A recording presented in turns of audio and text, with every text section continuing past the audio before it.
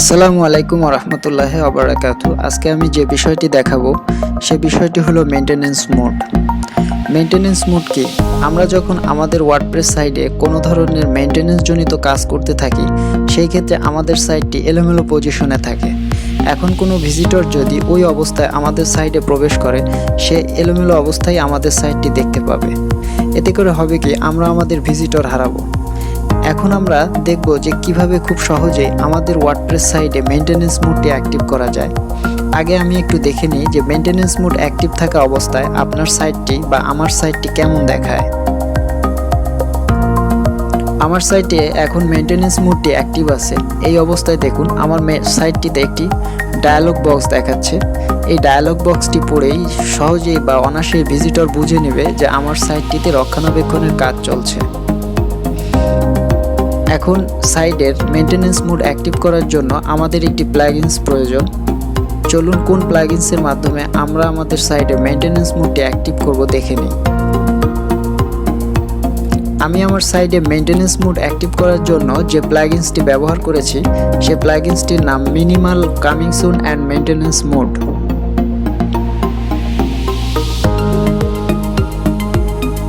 এই প্লাগইনসটি অ্যাক্টিভ করার জন্য আমরা আমাদের ওয়ার্ডপ্রেস ড্যাশবোর্ড প্যানেলে গিয়ে সেখান থেকে প্লাগইনস থেকে অ্যাড নিউতে ক্লিক করব।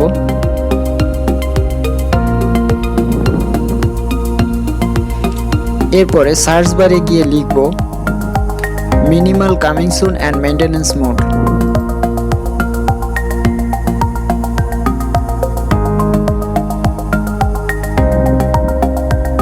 দেখুন সার্চ দেওয়ার সাথে সাথেই প্লাগইনসটি চলে এসেছে। এই প্লাগইনসটি আপনি ইনস্টল করবেন, এরপরে অ্যাক্টিভ নাওতে ক্লিক করবেন। আমার সাইডে অলরেডি এই প্লাগইনসটি ইনস্টল করাই আছে। ইনস্টল করার সাথে সাথে মেইনটেনেন্স মোড নামে একটি অপশন দেখাবে, এখান থেকে সেটিংসে ক্লিক করবেন।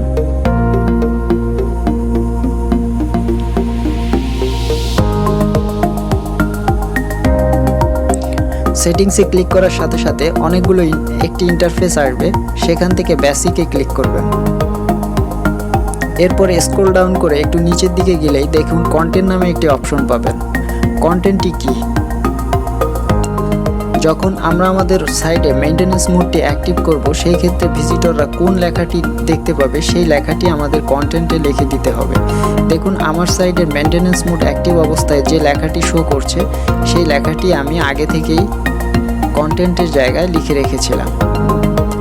এরপরে হেডার টেক্সট। হেডার টেক্সটটি আসলে কি?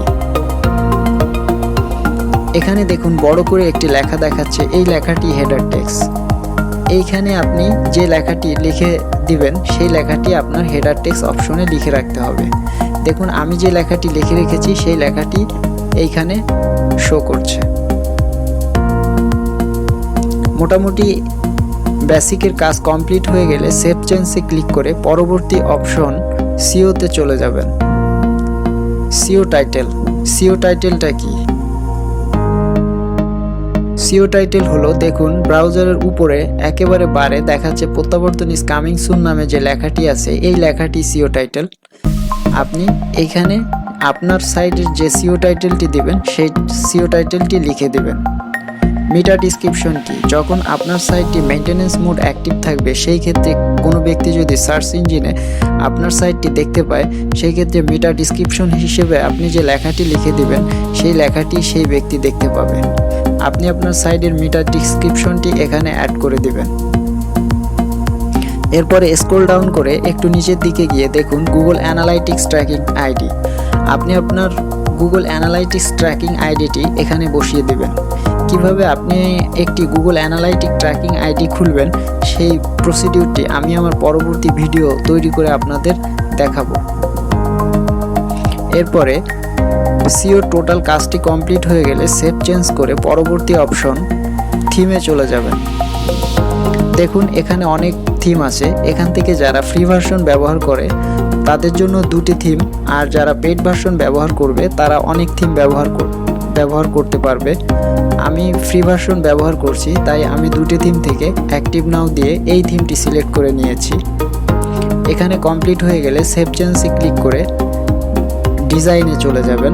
ডিজাইনে দুটি অপশন আছে, একটি হলো লোগো আর একটি ফেভিকল। লোগো কি?